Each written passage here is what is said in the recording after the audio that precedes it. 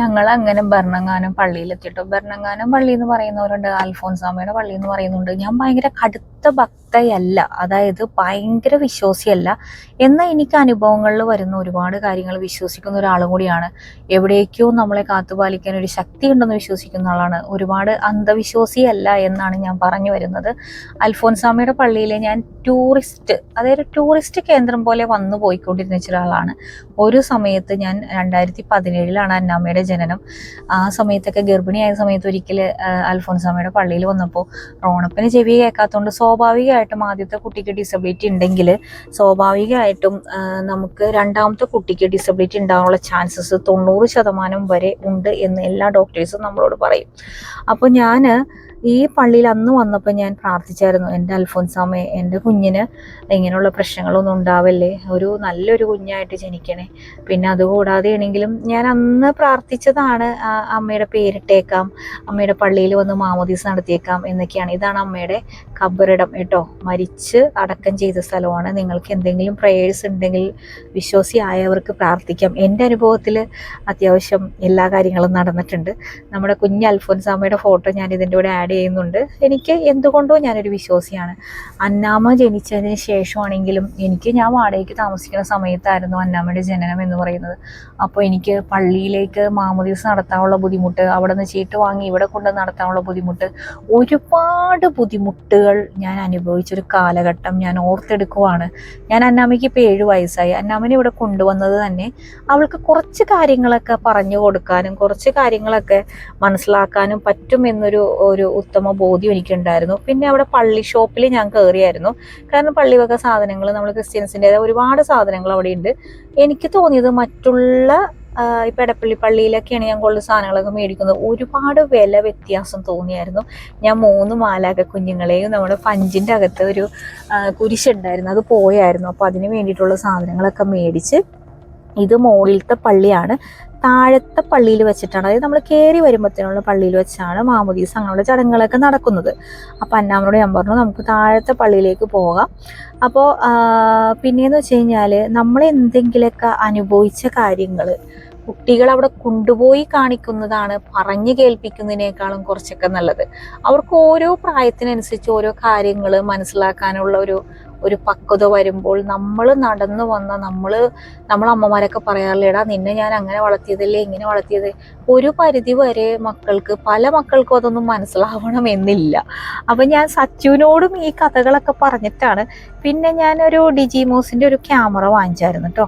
അപ്പോൾ വിചാരിക്കും ചേച്ചി വലിയ യൂട്യൂബറായി. അതുകൊണ്ടല്ലടാ, എനിക്ക് തോന്നുന്നത് ഞാൻ ഈ യൂട്യൂബ് എനിക്ക് പറ്റുന്ന കാലം വരെ ചത്തുപോയില്ല, കൈയും കാലൊക്കെ ഉണ്ടെങ്കിൽ എന്തെങ്കിലുമൊക്കെ ആയിട്ട് ചെയ്യണം എന്നൊരു ഇതുണ്ട്. കാരണം നമുക്കിപ്പോൾ ഈ ബിസിനസ്സും കാര്യങ്ങളൊക്കെ എപ്പോഴും ഉണ്ടാവണമെന്നില്ലല്ലോ.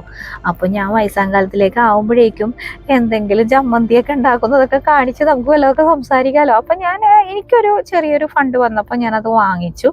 അപ്പോൾ ആ ഒരു ക്യാമറയിൽ ഒരുപാട്, അതിൻ്റെ ഒരു ആപ്പ് ഉണ്ട്, ആ ആപ്പ് ഇൻസ്റ്റാൾ ചെയ്ത് ഒരുപാട് എഡിറ്റിംഗ് ഓപ്ഷൻ ഉണ്ട്. പക്ഷെ ഞാൻ ഇതൊന്നും എഡിറ്റ് ചെയ്യാതെ വളരെ ഡ്രൈ ആയിട്ട് തന്നെയാണ് ഞാൻ ഇത് ഔട്ട് ചെയ്തിരിക്കുന്നത്. കാരണം ഈ ക്യാമറ വാങ്ങിക്കാൻ താല്പര്യമുള്ളവർക്ക് ഇതിൻ്റെ ഒരു ഒറിജിനൽ ഫുട്ടേജ് കിട്ടട്ടെ എന്ന് കരുതിയിട്ടുണ്ട്. പിന്നെ അതുകൂടാതെ നമ്മൾ എന്താ പറയുന്നത്, ഈ ക്യാമറയിൽ ഒരുപാട് കാര്യങ്ങളുണ്ട്, സിനിമാറ്റിക് മോഡ് അത് ഇത് ഞാൻ ഒരുവിധം പഠിച്ചു വരുന്നുള്ളൂ കേട്ടോ. നമ്മുടെ സച്ചുവിന് ഈ ഒരു കാര്യങ്ങൾക്കൊക്കെ ഭയങ്കര ഇൻട്രസ്റ്റിംഗ് ആയതുകൊണ്ട് പുള്ളിക്കാരനാണ് വീഡിയോയും കാര്യങ്ങളൊക്കെ എടുത്തത് കേട്ടോ. അപ്പോൾ അവൻ ഇതിൽ സിനിമാറ്റിക് മോഡിലെടുത്ത് ചേച്ചി, ആ മോഡിലെടുത്ത് ചേച്ചി എന്നൊക്കെ പറയുന്നുണ്ട്. നിങ്ങൾക്ക് അതിനെക്കുറിച്ച് ബോധമുള്ളവരാണ് ഇത് കാണുന്നതെന്ന് മനസ്സിലാവും ഇത് ഏത് മോഡലൊക്കെയാണ് എടുത്തതെന്ന്. ഇത് നോർമൽ എനിക്ക് തോന്നുന്നത് 1080 ആ ഒരു ഇതിലാണ് എടുത്തിരിക്കുന്നത്. പക്ഷേ എനിക്ക് തോന്നുന്നത് അത്യാവശ്യം ഞാൻ സാധാരണ എടുക്കുന്നതിനേക്കാളും ഒരു നല്ല ക്വാളിറ്റി ഉണ്ടായിരുന്നു. ഇതാണ് ആ പള്ളി. ഈ പള്ളിയിൽ ഞാൻ കയറുമ്പോൾ മുതൽ എൻ്റെ അമ്മയോട് ഓരോ കാര്യങ്ങൾ പറയുവാണ്. അമ്മ ഇവിടെ പള്ളിയുടെ അവിടെ ഇങ്ങനെ ടെൻഷൻ അടിച്ചിട്ടാണ് കുഞ്ഞിനെ എടുത്ത് നിൽക്കുന്നത്. ഞാൻ ഇതിൻ്റെ കൂടെ ഓരോ ചില ഫോട്ടോസൊക്കെ ആഡ് ചെയ്യാം കേട്ടോ. അന്നും എനിക്ക് തോന്നുന്ന ഒരു റാണി പിങ്ക്, ഒരു റെഡിഷ് റാണി പിങ്ക് ആയിട്ടുള്ളൊരു സാരിയൊക്കെ കൊടുത്തത്. ഇന്നും എനിക്ക് തോന്നണ ഒരു മെറൂൺ ആ ഒരു സാരി തന്നെയാണ് കേട്ടോ ഞാൻ ഉടുത്തിരിക്കുന്നത്. അപ്പം അന്നമ്മയോട് ഓരോ കാര്യങ്ങൾ പറഞ്ഞിട്ട് അപ്പം അന്നമ്മയ്ക്ക് മാമോദീസ എന്നൊക്കെ പറഞ്ഞിട്ട് മനസ്സിലായില്ല. അപ്പം ഞാൻ പറഞ്ഞു അന്ന അൽഫോൻസ് എന്ന് പറഞ്ഞ പേരെങ്ങനെ ഇട്ട. അപ്പം അവള് ചോദിക്കുന്നുണ്ട്, അൽഫോൻസാമിയാണോ എൻ്റെ പേരിട്ട്, അൽഫോൻസ എന്ന് പറഞ്ഞ പേരിട്ടത് അൽഫോൻസാമിയാണോ എന്നൊക്കെ ചോദിക്കുന്നുണ്ട് പുള്ളിക്കാരി. അപ്പം ഞാനിതിൻ്റെ കൂടെ ആഡ് ചെയ്യുന്ന ഫോട്ടോസ് ചിലത് പള്ളിയിലകത്ത് ഞാനിങ്ങനെ കുഞ്ഞിനായിട്ട് പോയതും. ഭയങ്കര ടെൻഷനിലായിരുന്നു. നിങ്ങൾക്കത് എത്രത്തോളം പറഞ്ഞാൽ മനസ്സിലാവണമെന്ന് അറിയില്ല. ഇന്നിങ്ങനെ വളവള സംസാരിക്കുന്ന ഒരാളെ അല്ലായിരുന്നു അന്ന് ടെൻഷൻ എന്ന് പറയുന്ന എക്സ്ട്രീം ലെവല്. പൈസയുടെ കാര്യത്തിലും അന്ന് വീടില്ല, കുഞ്ഞിന് പേരിടണം, അങ്ങനെയുള്ള ഒരുപാട് കാര്യങ്ങളിൽ അങ്ങനെ നീണ്ട് അന്നാമ്മയ്ക്ക് 5 മാസമായപ്പോഴാണ് നമുക്ക് പേരിടാൻ പറ്റിയത്. പിന്നെയെന്ന് വെച്ച് കഴിഞ്ഞാൽ അപ്പനില്ല, കെട്ടിയോനില്ല. അപ്പോൾ ഇവിടെ ഒരു അപ്പൻ്റെ സ്ഥാനം വേണം, പിന്നെ ഗോഡ് ഫാദറും ഗോഡ് മദറും, അതായത് മാമോദീസ പിതാവും മാതാവും വേണം. അപ്പം അന്ന് സർവൻ്റായിട്ടിരുന്ന ഒരു ചേച്ചിയും അതിൻ്റെ മോനുമായിരുന്നു ഗോഡ് ഫാദറും ഗോഡ് മദറായിട്ട് നിന്നത് കേട്ടോ അന്ന്. പിന്നെ അതുകൂടാതെ ഇത് ലാറ്റിൻ കാത്തലിക്കിൻ്റെ പള്ളിയല്ലായിരുന്നു. അപ്പോൾ ഇവിടെ കൊച്ചിൻ്റെ അപ്പൻ്റെ ഇതല്ല ആവശ്യം, എൻ്റെ അപ്പൻ്റെ ഒരു ഇതാണ്. കാരണം പപ്പ അന്നൊക്കെ ഒന്നും ഭയങ്കര ഉടക്കാണ്, ലവ് മാരേജ് ഒക്കെ ആയിരുന്നല്ലോ എൻ്റെ. അപ്പോൾ ഇറങ്ങിപ്പോയതിനോട് അതുകൊണ്ടൊരു ദേഷ്യമൊക്കെ ഉണ്ടായിരുന്നു. അന്ന് എനിക്ക് വീടുകളൊക്കെ വാടകയ്ക്ക് എടുത്ത് തരുന്ന ഡാർവിൻ ചേട്ടനാണ് എൻ്റെ അപ്പൻ്റെ റോള് ചെയ്തത് കേട്ടോ. അപ്പോൾ അങ്ങനെ ഞാൻ ഒരുപാട് കഷ്ടപ്പെട്ടിട്ടാണ് എൻ്റെ കുഞ്ഞിൻ്റെ മാമോദീസ നടത്തിയത്. അപ്പോൾ ഇരിപ്പോഴും ഞാൻ പറയുന്നത്, ചേട്ടയും വാവയും അമ്മയും കൂടി ഇങ്ങനെ ഇരുന്നു എല്ലാം കഴിഞ്ഞിട്ട് ഫോട്ടോ ഒക്കെ എടുക്കാനായിട്ട്. അതൊക്കെയാണ് അവൾക്ക് പറഞ്ഞു കൊടുക്കുന്നത് കേട്ടോ. അപ്പോൾ സച്ചുവിനും ഇതൊക്കെ ഒരു അറിവാണ്. അപ്പോൾ അവന് എന്താ പറയുക, അവൻ്റെയും ഒരു ചേച്ചിയാണല്ലോ. അപ്പം ഞാൻ പറഞ്ഞു കൊടുക്കുമായിരുന്നു അവനോട്, ഞങ്ങളിങ്ങനെ ഇരുന്ന് ഫോട്ടോ ഒക്കെ എടുത്ത് ഭയങ്കര വെയിലായിരുന്നു, അങ്ങനെ ഇങ്ങനെയൊക്കെ കാര്യങ്ങളൊക്കെ പറഞ്ഞു. അതിൻ്റെ ഫോട്ടോസാണ് ഞാൻ ഇടയ്ക്ക് ഇങ്ങനെ ഓരോന്ന് ഇടുന്നത്. പിന്നെ ഇതിൻ്റെ ഒരു സിനിമാറ്റിക് മോഡിലൊക്കെ ഞാൻ അവിടെ ഒരു കുരിശൊക്കെ ഉണ്ടായിരുന്നു. അപ്പോൾ നല്ല ഭംഗിയുണ്ടായിരുന്നു കേട്ടോ. ഇത് ഡ്രൈ ആയിട്ട് തന്നെ ഔട്ട് ചെയ്ത്, അതായത് ഒരു എഡിറ്റിങ്ങും കാര്യങ്ങളും ഒന്നും ചെയ്യാതെ കേട്ടോ ഇത് ഔട്ട് ചെയ്തേക്കുന്നേ. പിന്നെ ഞങ്ങൾ അവിടെ നിന്ന് എന്തായാലും ഫുഡ് കഴിച്ചിട്ടൊക്കെ പോകാന്നുള്ള പ്ലാനിൽ തൊട്ടടുത്ത് തന്നെ പറയാം, കടവെന്ന് പറഞ്ഞിട്ടൊരു കള്ള് ഷാപ്പാണ്. എന്നാൽ പോലും നല്ല എല്ലാ ഫുഡുകളും അവിടെ ഉണ്ടായിരുന്നു. സച്ചുവിന് ആദ്യം തന്നെ വിട്ടായിരുന്നു അവിടെ ഫുഡ് ഉണ്ടോ എന്നൊക്കെ ചോദിക്കാനായിട്ട്. പിന്നെ ഞാൻ സച്ചിനോട് പറഞ്ഞു, എന്തായാലും ഒരു സ്ഥലം വരെ വന്നേക്കണല്ലേ, അപ്പോൾ നീ അവരോട് തന്നെ ആ ചേട്ടനോട് തന്നെ എന്തൊക്കെ ഫുഡ് ഉണ്ടെന്നൊക്കെ ചോദിച്ച് ജസ്റ്റ് ഒന്ന് വീഡിയോ എടുത്തേക്കട്ടോ എന്ന് പറഞ്ഞു. നമ്മുടെ ഫുഡ് ബ്ലോഗൊന്നും അല്ലല്ലോ, എന്തും എല്ലാ കാര്യങ്ങളും ഷെയർ ചെയ്യാൻ വേണ്ടിയിട്ടൊരു ബ്ലോഗല്ലേ. അപ്പോൾ അത് അവരോട് എടുക്കാൻ പറഞ്ഞു. പിന്നെ പിള്ളേർക്കൊക്കെ അത്യാവശ്യം നല്ല വിശപ്പ് ഉണ്ടായിരുന്നു. പിന്നെ അവിടെ കയറിയിട്ട് ബാക്കിയൊക്കെ നിങ്ങളോട് പറയാമെന്ന് കരുതി. ചപ്പാത്തി, പിന്നെ നാടൻ കോഴിക്കറി, താറാവ്, പന്നിച്ചാവസ്, മുയൽ, പിന്നെ കൂട്ട് ഫ്രൈ ആയിട്ടാണ് പന്നി, പോത്ത്, കരള്, കൂട്ടി, മീൻകറിയുണ്ട്, കൂന്തൽ, ചെമ്മീൻ, പിന്നെ വരാൽ ഫ്രൈ ഉണ്ട്, കരിമീൻ, അങ്ങനെയുള്ള ഐറ്റംസൊക്കെ ഉണ്ട്. പിന്നെ ഇത് ആകൂലിയ, കാളാഞ്ചി, അങ്ങനെയുള്ള ഐറ്റംസൊക്കെ ഉണ്ട്. ഞണ്ട്, പിന്നെ കീറി പൊരിച്ചത്, അങ്ങനെയുള്ള ഐറ്റംസ്. ഓക്കെ, നമുക്ക് ഫാമിലീസ് ഒക്കെ വന്നു കഴിഞ്ഞാൽ അവർക്ക് ഇരിക്കാനുള്ള ഇവിടെ AC റൂമുണ്ട്. AC റൂം അവിടെ 4-6 റൂം AC ഉണ്ട്. അല്ലാതെ എല്ലാം ഒരു 100 പേർക്ക് ഇരിക്കാനുള്ള സീറ്റിങ് നമുക്ക് സൗകര്യങ്ങളുണ്ട്. ഓക്കെ, വളരെ സന്തോഷം ചേട്ടാ, ശരി. സോ ഓക്കെ, അപ്പോൾ നമ്മളങ്ങനെ AC, അതായത് ഫാമിലീസിനൊക്കെ വേണ്ടിയിട്ട് കയറാനായിട്ടുള്ള പ്ലേസിലോട്ട് ഇപ്പോൾ പോവുകയാണ്. സോ ഇവിടെയാണ് AC കാര്യങ്ങളൊക്കെ വരുന്നത് കേട്ടോ.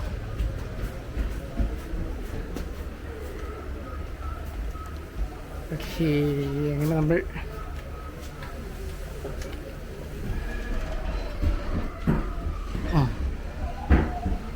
ബേസിട്ട് റൂം മാറിപ്പോയി. ഏത് റൂമിലാണ് നമ്മുടെ ആൾക്കാരുള്ളതെന്ന് നമുക്ക് നോക്കാം. ഓക്കെ, നമ്മളങ്ങനെ റൂമിലെത്തി. ചേച്ചി, എൻ്റെ മോനെ സെറ്റാട്ടോ ഫുൾ.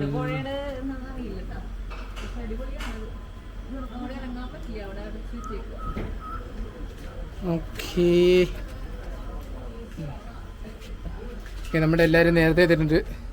നൈസായിട്ട് റൂം മാറിപ്പോയി വേറെ ചേച്ചിയുടെ റൂമിൽ ഇപ്പോൾ ചെന്ന് കയറിയാണ് ഞാൻ. ഇല്ലിപ്പോൾ കയറിയാണ് ഞാൻ. നൈസായിട്ട് വേറെ ചേച്ചിയുടെ റൂമിൽ ഇപ്പം ചെന്ന് കയറിയാണ്. Okay, nice. ഒരു ചെറിയൊരു ലേക്ക് വ്യൂ പോലത്തെ ഒരു സെറ്റപ്പാട്ടോ. ഓക്കെ, ഇതാണ് ഇവിടുത്തെ സെറ്റപ്പ് വരുന്നത്. നമ്മളിങ്ങ് അറ്റം തന്നെ ചോദിച്ച് മേടിച്ച് നല്ലൊരു പ്രത്യേക ആംബിയൻസ് ആണ്. വീഡിയോയിൽ കാണുന്നേക്കാളും കുറച്ചുകൂടെ ആംബിയൻസ് കൂടുതലാണ്. കാരണം ഈ ഒരു സെറ്റപ്പിനകത്ത് നമുക്ക് ഇങ്ങനെ വരുമ്പോഴത്തേക്കും വാഷ് ബേസിനാണ്, മീൻസ് ഓരോരോ എന്താ പറഞ്ഞേ, ഫാമിലീസിന് ഓരോരോ മുറിയാണ് നമുക്ക് വരുന്നത്. എല്ലാവർക്കും പല പല ഇഷ്ടങ്ങളാണല്ലോ. അപ്പം ഞങ്ങള് ഡക്ക് ഓർഡർ ചെയ്തിട്ടുണ്ടായിരുന്നു, ഞണ്ട് ഓർഡർ ചെയ്തിട്ടുണ്ടായിരുന്നു, പിന്നെ തലക്കറി, പിന്നെ മീൻ പൊള്ളിച്ചത്, പിന്നെ കുറച്ച് ഒരു പ്ലേറ്റ് കപ്പ, പിന്നെ കള്ളപ്പം, അപ്പം, അങ്ങനെയൊക്കെയാണ് ഓർഡർ ചെയ്തത് കേട്ടോ. അപ്പൊ എല്ലാം അത്യാവശ്യം നല്ല ക്വാണ്ടിറ്റി ഉണ്ടായിരുന്നു. എൻ്റെ പൊന്നു മക്കളെ, ഞാൻ തലയാന്ന് വിചാരിച്ചത്, വലിയ തലയൊക്കെ നമ്മൾ മാർക്കറ്റിൽ കണ്ടിട്ടുണ്ടെന്നല്ലാതെ തലക്കറി എൻ്റെ ജീവിതത്തിൽ ആദ്യമായിട്ടാണ് ഇത്രയും വലിയ താലത്തില് പുള്ളിക്കാരൻ മറ്റേ ലോഡിങ് തൊഴിലാളികൾ പൊക്കിക്കൊണ്ടുവന്നവരാണ് പൊക്കിക്കൊണ്ടുവന്നത്. അതോടുകൂടി എൻ്റെ വയറ് നിറഞ്ഞു. അപ്പൊ ഞാൻ വിചാരിച്ചത്, കർത്താവേ, ഒരു മിനിമം ഒരു 5000 രൂപയെങ്കിലും ഇതിനാകും. സത്യമായിട്ടും ഞാൻ ഇത് ആദ്യമായിട്ടാണ് ഇത്രയും വലിയ പ്ലേറ്റിൽ ഈ തലക്കറി കാണുന്നത് കേട്ടോ. പിന്നെ ഞാൻ വിചാരിച്ചു എന്തായാലും രാത്രിയൊക്കെ ആവുമല്ലോടാ വീട്ടിലെത്തുമ്പോൾ, നമ്മൾ മലയാളികളല്ലേ, ഞാൻ ബാക്കി പാക്ക് ചെയ്ത് കൊണ്ടുപോകാൻ വീട്ടിൽ പോയിട്ട് ചോറ് വെച്ചിട്ടുണ്ടായിരുന്നു. ഈ കറിയൊക്കെ ആയിട്ട് നമുക്ക് പോയി കഴിഞ്ഞാൽ വീട്ടിൽ ചെന്നിട്ട് ചോറ് ഉണ്ടാന്ന് കരുതി. സംഭവം എല്ലാവരും അന്തം വിട്ട് കുന്തം വിഴുങ്ങിയ അവസ്ഥയില്ല, ആ അവസ്ഥയിലായിരുന്നു കേട്ടോ. സത്യമായിട്ട് എല്ലാവരും അന്തം വിട്ടു പോയി. കാരണം ഇത്രയും വലിയ സാധനം എങ്ങനെ കഴിച്ചു തീർക്കും. അപ്പൊ അങ്ങനെ ഒരു കണക്കിന് ആള് കഴിച്ചിറങ്ങി കേട്ടോ. അടിപൊളി ഫുഡായിരുന്നു. മീൻകറി എനിക്ക് വൈപ്പിൻ ആ ഒരു ടൈപ്പ് ആയതുകൊണ്ട് എനിക്ക് ഇത്തിരി പുളി വേണമെന്ന് തോന്നിയിട്ട തലക്കറി. ഓവറോൾ അടിപൊളി ഫുഡായിരുന്നു. നമുക്കിപ്പോൾ എടുത്തത് നമുക്കൊരു 10 പേർക്ക് കഴിക്കാൻ പറ്റും ഫുഡ്. അത്രയും ബാക്കി ഉണ്ടായിരുന്നു. ഞങ്ങളെല്ലാം കെട്ടി പൊതിയാക്കി എടുത്തു. രാത്രി ആക്ച്വലി തലക്കറി എന്ന് പറഞ്ഞപ്പോൾ ഞങ്ങള് പ്രതീക്ഷിച്ചുകൊണ്ടിരുന്നത് ചെറുതായിരിക്കുന്ന ഇത്രയുള്ള തലയുടെ പ്രതീക്ഷിച്ചത്. ഇത്രയും വലിയൊരു തലയുണ്ടായിരുന്നു. അതിനെ കണ്ടമുണ്ടാക്കി വലിയൊരു താലത്തിൽ അപ്പം എടുത്തു എന്ന് പറഞ്ഞ അവസ്ഥയായിരുന്നു. അതെ, കണ്ട വഴിക്ക് ഞങ്ങളുടെ പകുതി കണ്ണ് തള്ളി. ഞാനിപ്പോ ബില്ല് പേ ചെയ്ത് നോക്കുമ്പോൾ എനിക്ക് വലിയ റേറ്റ് ആയിട്ട് തോന്നുന്നില്ല. കാരണം ഒരു വലിയൊരു തലയുണ്ടായിരുന്നു. ഇത്രയും പ്ലേറ്റിലായിരുന്നു കറി. അത്യാവശ്യം നല്ല രീതിയിൽ ക്വാണ്ടിറ്റി ഉണ്ടായിരുന്നു. ഡക്കാണെങ്കിലും പിന്നെ ഞണ്ടാണെങ്കിലും എനിക്കൊരു 2-3 എണ്ണമൊക്കെ ഇത് ഓരോരുത്തർ കഴിച്ചിട്ടുണ്ടായിരുന്നു. നല്ല ക്വാണ്ടിറ്റി ഉണ്ട്. ഞാനിപ്പോൾ ഇത്രയും ഫുഡ് കഴിച്ചതിലൊരു 10-15 അപ്പവും കള്ളപ്പവും അങ്ങനെയൊക്കെ ഉണ്ടായിരുന്നു. പിന്നെ ഈ വലിയ തലയുണ്ടായിരുന്നു, ഡക്ക് ഉണ്ടായിരുന്നു, ഞണ്ടുണ്ടായിരുന്നു, മീൻ പൊള്ളിച്ചത്. ഇത്രയും സൈസ് ഉണ്ട്, ഇത്രയും ഉണ്ട് കേട്ടോ. നമ്മൾ ആവോലിയായിരുന്നു. ഒരു 2500 സംതിങ് ആണ് എനിക്കിവിടെ ബില്ല് അയക്കണത്. ഞാൻ ആ ബില്ല് പറയുന്നത് ഒരു യൂട്യൂബേഴ്സും പൈസ പറയുന്നത് ഞാൻ കേട്ടില്ല. പൈസ കൊടുത്താണ് ഞാൻ ഫുഡ് ബ്ലോഗ് ചെയ്തത് കേട്ടോ. ഫുഡ് ബ്ലോഗല്ല, ഞാൻ കഴിച്ച ഫുഡ്. അപ്പോൾ ബാക്കി ഞങ്ങൾ എടുത്തിട്ടുണ്ട്. ബാക്കി ഞങ്ങൾക്ക് ഈ പറഞ്ഞ ആൾക്കാർക്ക് എല്ലാവരും കൂടി ഒരു സമയം കൂടി കഴിക്കാനുള്ള ഫുഡുണ്ട്. അപ്പോൾ അത് പാക്ക് ചെയ്തു. അങ്ങനെ ഇവിടുന്ന് ഫുഡൊക്കെ പാർസൽ ചെയ്ത് ഞങ്ങൾ ഇറങ്ങി. ഏകദേശം വാഗമൺ റൂട്ടിലേക്ക് കയറിയപ്പോൾ മുതലൊരു മീഡിയം സൈസ് മഴയുണ്ട്. വലിയ തുള്ളികളല്ല, ഒരു നൈസ് മഴ കിട്ടിയിട്ടുണ്ട്. അപ്പം ഞങ്ങൾ വിചാരിച്ചു എന്താണെങ്കിലും പോവാണ്, പുറത്തേക്ക് ഇറങ്ങാൻ പറ്റില്ലെങ്കിലും ജസ്റ്റ് ഒരു ഡ്രൈവ് പോകാൻ ഇഷ്ടമുള്ളവരാണ് ഈ വണ്ടിയുടെ അകത്ത് ഇരിക്കുന്നത് എല്ലാവരും. എന്തിനാ, നമുക്ക് ഒരേ ഒരു സ്ഥലത്ത് ഇറങ്ങില്ലെങ്കിലും ചുമ്മാ ഡ്രൈവ് പോകാൻ ഇഷ്ടമാണ്. പിന്നെ ഞാനൊരു ഡാഷ് ക്യാം ചെയ്തിട്ടുണ്ടായിരുന്നു. ഇപ്പോൾ നമ്മൾ മൊബൈലിൽ ഷൂട്ട് ചെയ്ത് ഇതിലിട്ടിട്ടുണ്ട്. നമ്മുടെ ഡിജി ക്യാമിൽ മറ്റേ ഡിജി മോസിൻ്റെ ക്യാമറയിൽ എടുത്തതിട്ടിട്ടുണ്ട്. ഇത് ഞാൻ വണ്ടിക്കകത്തൊരു ഡാഷ് ക്യാം പിടിപ്പിച്ചായിരുന്നു. അത് വ്ളോഗിന് വേണ്ടിയിട്ടോ അല്ലെങ്കിൽ ഇതിനു വേണ്ടിയിട്ടോ ഒന്നുമല്ല. ശരിക്കും പറഞ്ഞാൽ നമ്മളൊരു ട്രാവൽ ചെയ്യണവർക്ക് വളരെ ഉപകാരമുണ്ട് ഈ ക്യാമറ. കാരണം എന്ന് വെച്ചാൽ ഓട്ടോമാറ്റിക് റെക്കോർഡാവും, ബാക്കും ഫ്രണ്ട് എല്ലാം റെക്കോർഡ് ആവുന്നുണ്ട്. കാരണം നമുക്കൊരു ആക്സിഡൻറ്റ് ഉണ്ടായി അല്ലെങ്കിൽ ഒരു ഇഷ്യൂ ഉണ്ടായി, ഇതിൽ വണ്ടി സ്റ്റാർട്ടിങ്ങിലാണ് ഉറപ്പായിട്ടും ഇത് റെക്കോർഡ് ആയിട്ടുണ്ടാവും. നമ്മളൊന്നും ചെയ്യണ്ട, നമുക്ക് വേണ്ട ഫുട്ടേജ് നമുക്ക് ഡൗൺലോഡ് ചെയ്തെടുക്കുക. ഇതിപ്പോൾ ഞാൻ ഡൗൺലോഡ് ചെയ്തെടുത്താണ്. നമ്മൾ ട്രാവൽ ചെയ്യുമ്പോൾ ഞാൻ പിന്നെ വേറെ ഫോൺ ഉപയോഗിച്ചോ ക്യാമറ ഉപയോഗിച്ചോ നമ്മൾ വേറെ ചെയ്യണ്ടല്ലോ എന്ന് എഴുതിയിട്ട് ഇത് കണ്ടോ, അതിൻ്റെ ബാക്ക് ക്യാമാണ്. ഞാൻ എഡിറ്റ് ഒന്നും ചെയ്തിട്ടില്ല കേട്ടോ. കാരണം ഇതിൻ്റെ ഒരു ക്ലാരിറ്റിയിൽ തന്നെ നിങ്ങൾ കണ്ടോട്ടെ എന്ന് എഴുതിയിട്ടാണ്, വേറൊന്നുമല്ല. നമുക്ക് ഇപ്പോൾ വേറെ എന്തെങ്കിലും കാര്യം കൊണ്ട് നമുക്കൊരു ബുദ്ധിമുട്ടുണ്ടായി അല്ലെങ്കിൽ ഒരു റോട്ടിലൊരു പ്രശ്നം ഉണ്ടായി, നമുക്ക് പോലീസിലേക്ക് അതിൻ്റെ ഒരു തെളിവ് കൊടുക്കണം. ബാക്കിൽ വന്നാണോ വണ്ടി ഇടിച്ച് അല്ലെങ്കിൽ നമ്മൾ ബ്രേക്ക് ഔട്ടിയിട്ടാണോ എന്നൊക്കെ പറഞ്ഞാൽ നമ്മൾ ഒരുപാട് തർക്കങ്ങൾ നമ്മൾ ട്രാവൽ ചെയ്യുമ്പോൾ ഉണ്ടാവും. അപ്പോൾ അതിനൊക്കെ നമുക്ക് ഉപകാരപ്പെടട്ടെ ഈ സാധനം. കാരണം എന്ന് വെച്ചാൽ എനിക്ക് ഭയങ്കര ഉപകാരപ്പെട്ടു. പിന്നെ വണ്ടി സ്റ്റാർട്ട് ചെയ്തിട്ട് നമ്മൾ ബ്ലൂടൂത്ത് കണക്ട് ചെയ്യുമ്പോൾ ഇതിലേക്കുള്ള ഇത് കിട്ടത്തില്ല കേട്ടോ. അപ്പോൾ ബ്ലൂടൂത്ത് ഓഫ് ചെയ്ത് വണ്ടി സ്റ്റാർട്ട് ചെയ്തിട്ടിട്ട് നമുക്ക് ആവശ്യമുള്ള ഫുട്ടേജ് ഡൗൺലോഡ് ചെയ്തെടുക്കാം. ഒരു 14 ദിവസത്തെ ബാക്കപ്പ് ഉണ്ടാവും കേട്ടോ. അപ്പോൾ 14 ദിവസമൊക്കെ ആകുമ്പോഴേക്കും ബാക്കിന് ഡിലേറ്റ് ആവും ഓട്ടോമാറ്റിക്. പിന്നെ നമുക്ക് ആവശ്യമില്ലാത്തൊക്കെ നമുക്ക് ഡിലേറ്റ് ചെയ്ത് കളയാം, നമുക്ക് ആവശ്യമുള്ള ഡൗൺലോഡ് ചെയ്യാം. പിന്നെ ഇങ്ങനെ യൂട്യൂബേഴ്സിനൊക്കെ ഉപകാരപ്പെടും കേട്ടോ. ട്രാവൽ ചെയ്യുന്നവർക്കൊക്കെ ഒരുപാട് ഉപകാരപ്പെടും. അത്യാവശ്യം ക്ലാരിറ്റി ഉണ്ട് ഇതിൽ. പിന്നെ ഞങ്ങൾ വാഗമൺ അത്യാവശ്യം കയറി ഒരുപാട് ഫുട്ടേജ് ഞാൻ എടുത്തിട്ടോ. കാരണം കുറേ ഞാനിതിൽ ആഡ് ചെയ്തിട്ടില്ല. ഒരുപാട് പേർക്ക് ഈ വീഡിയോ ഒന്ന് സ്കിപ്പ് ചെയ്ത് കാണത്തുള്ളൂ. പിന്നെ ഞാനിത് ഇട്ടത് യാത്ര ചെയ്യാൻ ആഗ്രഹം ഉണ്ടായിട്ട് അതിന് സാഹചര്യമില്ലാത്തവരുണ്ടാവും. സാഹചര്യവും സാമ്പത്തികവും എല്ലാം ഉണ്ടാവും, പക്ഷെ നമ്മളുടെ ഹെൽത്ത് സമ്മതിക്കണം എന്നില്ല. അപ്പം അങ്ങനെയുള്ളവരൊക്കെ ഉണ്ടെങ്കിൽ ഇത് കണ്ടോട്ടെ എന്ന് രീതിയിൽ കുറേ ഞാൻ എടുത്തിട്ടുണ്ടായിരുന്നു. എല്ലാം ഒന്നും ആൾക്കാർ കാണില്ലല്ലോ, ആർക്ക് സമയമില്ല ഒന്നും കാണാനായിട്ടൊന്നും. അപ്പൊ ഞാൻ വിചാരിച്ചത് അവരൊക്കെ ഒന്ന് കാണട്ടെ, ഇങ്ങനെയൊക്കെ നമ്മുടെ നാട്ടിലുണ്ട്. നമ്മളെ കേരളമാണെങ്കിലും നമ്മൾ ഇന്ത്യ ആണെങ്കിലും കണ്ടു തീരാതെ പുറത്തേക്ക് ഓടുന്നതിനോട് എനിക്ക് താല്പര്യമില്ലാത്ത ഒരാളാട്ടോ. നമ്മുടെ നാടും നമ്മുടെ രാജ്യവും ഫുള്ള് കണ്ടു തീർന്നിട്ടല്ലേ നമ്മൾ ഇന്ത്യക്ക് പുറത്ത് ട്രാവൽ ചെയ്യണ്ടേ. അപ്പോൾ കുറേ സ്ഥലങ്ങളൊക്കെ ഞങ്ങൾക്ക് മിസ്സായിട്ട കാരണം നല്ല ഒരു മീഡിയം സൈസ് മഴയും കാറ്റൊക്കെ ഉള്ളതുകൊണ്ട് അവിടെ പലതും നേരത്തെ പൂട്ടി. ഇപ്പൊ ഞങ്ങൾ വന്നിരിക്കുന്നത് നമ്മുടെ ഗ്ലാസ് ബ്രിഡ്ജ് ഉണ്ടല്ലോ അവിടെയാണ്. പക്ഷെ അവിടെയും നേരത്തെ അത് ക്ലോസ് ചെയ്തു. പിന്നെ മറ്റേ മേളികൂടി പറന്നു പോകുന്ന സാധനത്താണ് പാരാഗ്ലൈഡിങ്ങോ അങ്ങനെ എന്തൊരു സാധനമൊക്കെ ഉണ്ടായിരുന്നു, അതൊക്കെയും ക്ലോസ് ചെയ്തു. അപ്പൊ ഞാൻ വിചാരിച്ചു ഇനിയിപ്പൊ ഇവിടെ വന്നിട്ട് എന്ത് ചെയ്യാനാണെന്ന് കരുതിയിട്ട് അവിടെ മറ്റേ ഫ്ലവർ ഗാർഡൻ ആണ് കേട്ടോ. വലിയൊരു കുറേ ഏക്കർ സ്ഥലത്താണ്, കുന്നും മലയും കുറെ സംഭവങ്ങൾ ലൈറ്റിങ്ങും ഒക്കെ ചെയ്തിട്ട് അടിപൊളിയാണ് കേട്ടോ സംഭവം. ഇവിടെ തന്നെയാണ് ഗ്ലാസ് ബ്രിഡ്ജും. അവിടെ കയറാൻ പറ്റിയില്ല, പക്ഷെ ഗാർഡനിലെങ്കിലും നടക്കാം. മഴയൊന്നും മൈൻഡ് ചെയ്തില്ല, നേരിയ മഴയുണ്ട്. നിങ്ങളൊന്ന് ആലോചിച്ച് നോക്കണം, സാരി എടുക്കണം അറിയാൻ പറ്റും. ജോർജറ്റ് സാരി മുടിയും അഴിച്ചിട്ട് പ്രാന്തന്മാരുടെ പോലെയായിരുന്നു എൻ്റെ അവസ്ഥ. കാരണം കാറ്റത്ത് ഈ സാരി ഇങ്ങോട്ട് വിളിക്കുമ്പോൾ അങ്ങോട്ട് പോവും, അങ്ങനത്തെ ഒരു അവസ്ഥയായിരുന്നു കേട്ടോ. പിന്നെ അവിടെ ടിക്കറ്റ് ഉണ്ട് കേട്ടോ. അവിടെ കുട്ടികൾക്ക് എനിക്ക് തോന്നുന്നു 10 വയസ്സ് 15 വയസ്സുള്ള കുട്ടികൾക്ക് 50 രൂപയും ബാക്കിയുള്ളവർക്ക് ഫുൾ ടിക്കറ്റ് കൊടുക്കണം കേട്ടോ.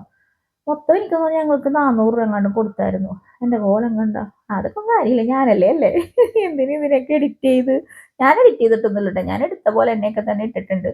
ഞാൻ നോക്കിയത് എന്താണെന്നറിയോ, ആ ബൈക്ക് തട്ടി ഞാൻ മറിച്ചിട്ടേനെ. പിന്നെ ആ ബൈക്കിനുള്ള പൈസ കൂടി ഞാൻ കൊടുക്കേണ്ടി വന്നു. പിന്നെ ഒരുപാട് വളവളാന്ന് പറഞ്ഞ് ഞാൻ വോയിസ് ചെയ്യണം കേട്ടോ. നിങ്ങൾക്ക് എല്ലാവർക്കും കാണാൻ വേണ്ടിയിട്ട് ചെയ്തൊരു വീഡിയോ എന്ന് വേണമെങ്കിൽ പറയാം. ഞാൻ നേരത്തെ പറഞ്ഞ പോലെ കാണാൻ ഇഷ്ടമുള്ളവരൊക്കെ ഉണ്ടാവുമല്ലോ.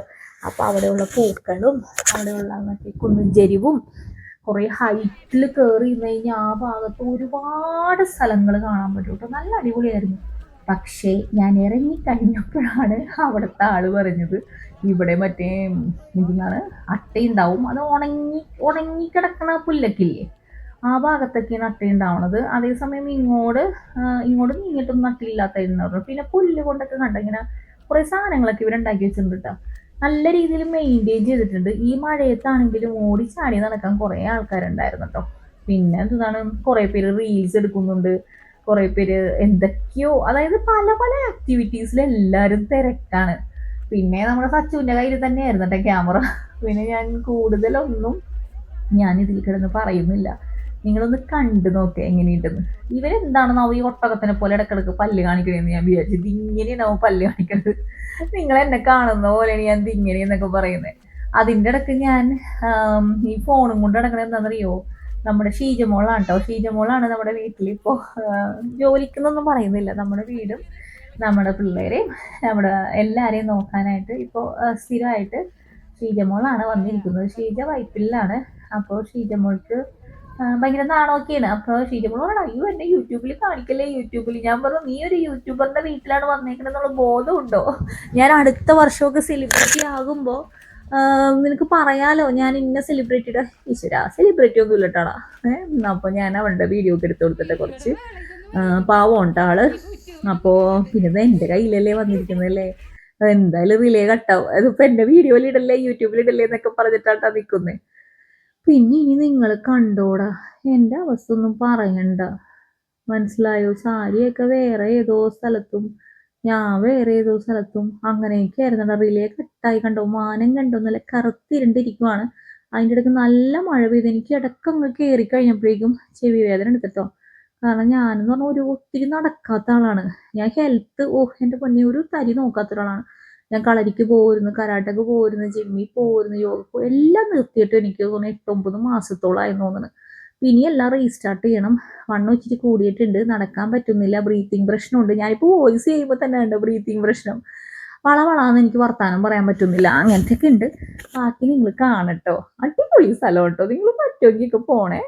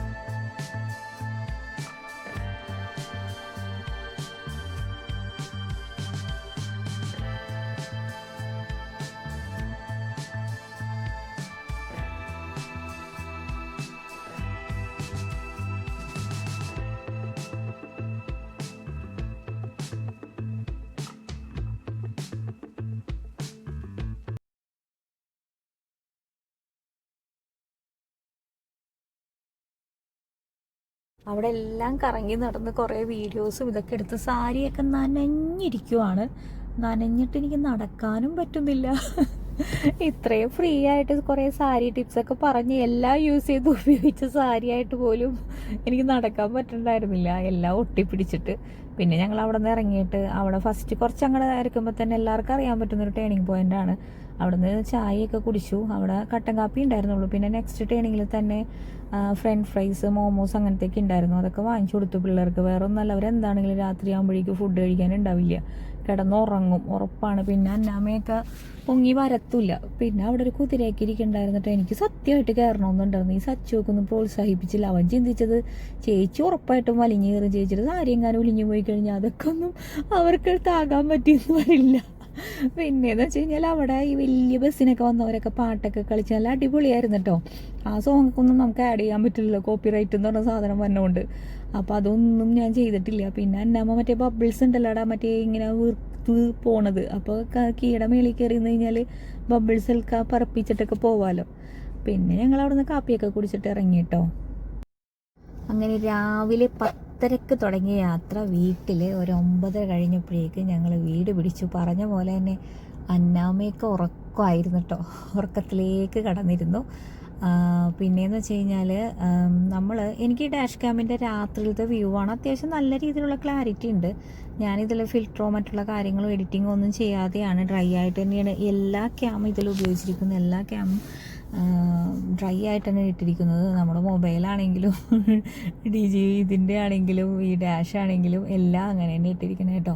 പിന്നെ ഞാൻ രാവിലെ വീട്ടിൽ നിന്ന് ഇറങ്ങി ഭരണങ്ങാനം പോയി, അവിടെ നിന്ന് വാഗമൺ പോയി. എനിക്ക് ചിലവായത് ഏകദേശം ഒരു 7,000 രൂപ അടുത്താണ് കേട്ടോ. അത് ഭയങ്കര ലാവിഷായിട്ട് മറ്റേ ഫുഡൊക്കെ അത്രയും കൂടുതൽ കഴിച്ചുകൊണ്ടാണ്. അപ്പോൾ ഒരു 6,000 7,000 രൂപ ഒരു ഹാഫ് ടാങ്ക് പെട്രോളൊക്കെ എനിക്ക് ആയിട്ടുണ്ട്. അപ്പോൾ ഇത് ഞാൻ പറയാൻ കാരണം എന്താണെന്നറിയോ, ഏകദേശം ഒരു ട്രാവൽ എക്സ്പെൻസ് പറഞ്ഞു പോകുന്നത് നല്ലതാണെന്ന് തോന്നുന്നു. ആർക്കെങ്കിലുമൊക്കെ ഒന്ന് പ്ലാൻ ചെയ്യണമെങ്കിൽ ഇത്രയും പേര് പോയി ഇത്ര രൂപ വണ്ടിക്കായിട്ടുണ്ട്. കാരണം കിയക്ക് ഇച്ചിരി പെട്രോൾ കുടിക്കൽ ഇത്തിരി കൂടുതലാണ്, അതിൻ്റെയും കൂടി ആവാം കേട്ടോ. അപ്പോൾ ഇത്രയൊക്കെ ഉള്ളൂ. ഇത് ചിലപ്പോൾ കുറേ ആൾക്കാർ സ്കിപ്പ് ചെയ്തൊക്കെ ഇരിക്കും കണ്ടിരിക്കുന്നത്. എല്ലാവരും ഇതൊക്കെ ചെയ്യുന്നത് തന്നെയാണ്. അപ്പോൾ ഞാനിതിൽ കൂടുതൽ ഉദ്ദേശിക്കുന്നത് വെച്ചാൽ എൻ്റെ കൂടെ നിങ്ങളെയും കൊണ്ടുപോകുന്നു. നമ്മൾ പല പല സ്ഥലത്ത് കിടക്കുന്ന ഫാമിലിയല്ലേ. അപ്പോൾ എല്ലാവരും ഒരുമിച്ച് നമുക്ക് കാണാനോ ഒരുമിച്ച് യാത്ര ചെയ്യാനോ പറ്റണമെന്നൊന്നുമില്ലല്ലോ. അപ്പോൾ ഞാൻ പോകുമ്പോൾ നിങ്ങളെ അങ്ങ് കൂടെ കൂട്ടാം.